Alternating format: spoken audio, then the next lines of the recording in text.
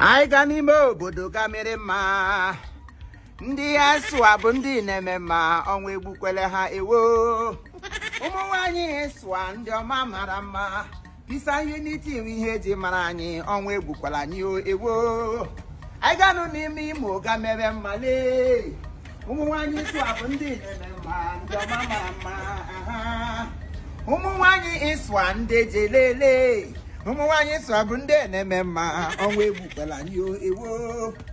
Nwanyi iswa ndị jeje iswa Chicago branch bụ ndị ọma mara mma na anọ nanụ.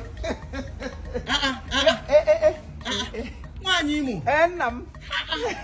Magwotele m soro go. Oh, tegule my brother has m lakpo wabede tashi eze. The world become so a terrified place. So no, instead of me to put myself in danger, let me go in and hide and reinforce and rehabilitate. All rehabilitation come on in. One name of beauty, when I was younger, during the time of my worship, Azora Mazo, Ndunkumenazo, Ndoku Dosigan, Umaka Lopronulo, Amanda Bana, Biso, Manda Mosa, Ote Kazo, Gamzo, Gaza, Chineken, Aquadim Hora, Hogide, Njohoso, one no damn. Monekele Chineke, last. Something good and a great news is here. Chere. I am Sima Jordan. Egoga no abaga. So kwege. So koga. My brother. So bagakwa. Again. My brother. As only human mene ya kelechi ya. Nwanyi iswa Chicago branch ya Imo State Women Association Incorporated. Oh yes. Ndenke bi na Chicago. Hana made their inaugural event. Hana maybe every year. But this very year, I gave me on the 21st of October 2023. And Nwanyi, oh, Chinekena, Adibo, peace, Adugo, Igbo, peace, Adugo, Ezrim, Obiatorontoala. She is the founder of this very organization. And Nwanyi ni this one day na Chicago bakotrono so na this very year ha choro iruputangana na elelana oh him ji sonya obula focus on the message I came with and not on the way I dress.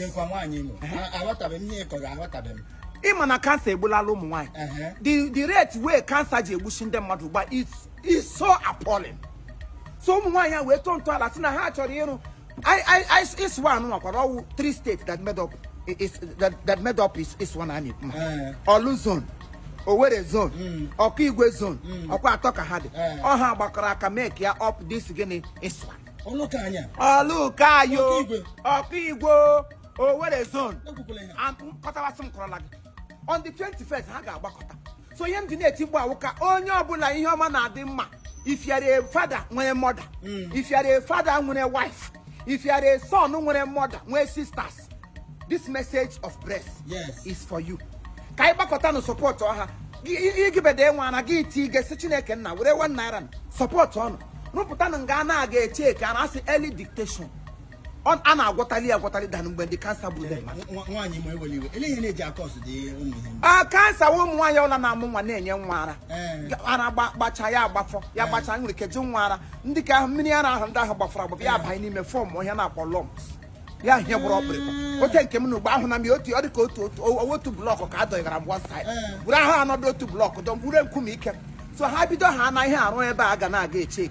Omunwa the first person to go there for medical checkup because if it is detected earlier agwatalie ye mana owu na form ha na cancer no ngwota quality. Eziokwu. Ogulala ụmụ nwanyị niile. Mana beauty ihe o ji do tawo enwere nga na ele ya. So machine eji elele ya.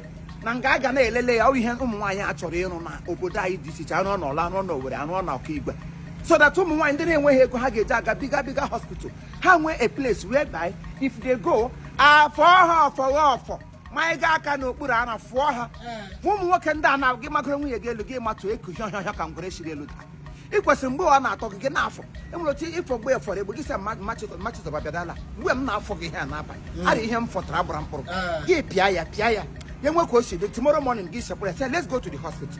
When I will go hospital, go check whether more cancer, more wood there, more form wala, more form. Afọ. What take a dim here now from Nwanyi Imo. 444. Nwanyi Imo. 444. Nwanyi Imo. On me. Update. So many people are good in giving negative news. Positive. Here guys on the Igbo. Every day the other woman died because of cancer. When you cause someone because of breast cancer. When you care prostate cancer. When you cancer kai patralowa. Nwanyi to ala. Lady Gladys, I'll go my one issue.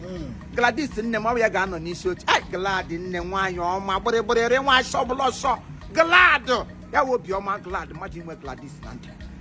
Also, the founder. I tell her, Ezra, I want to help one peace and peace. Peace, no, I Udo, here, my head, I look on her of my peace. My never do donation. So, because on the 21st of this October, we want to beg all our brothers. Mandeni maybe Chicago, maybe Dallas, so everybody. You can fly for the fact for the get Sheba Bramoto when you have wine in another state. You can also fly for this event. Go and support them. Nwanyi Imo, I got ticket. Also, I got ticket. Ngame get on a Holiday Inn hotel. On Gagame, so the address, the postcode, the people on the street. Call this invitation. On that very day, match of Kalona Church. If you more dim Ganon Gaha life. Nwanyi Imo, all night make here.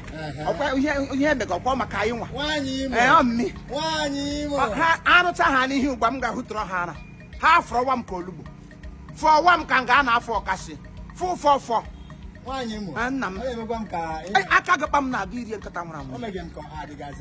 I want to hear an equine. On your mamma for Galami home. On a Chineke now, on your Waya, Tontala. Or Gadre Hanam. Their reason and their purpose of holding this event must be actualized in Jesus' name. Amen. Come here, we're going to meet you. Mago, Papa Maggie, I'm able to put on a car for you. Because I'm put there. Our tune neku. Our tune neku. Nobody knows tomorrow. Bye bye.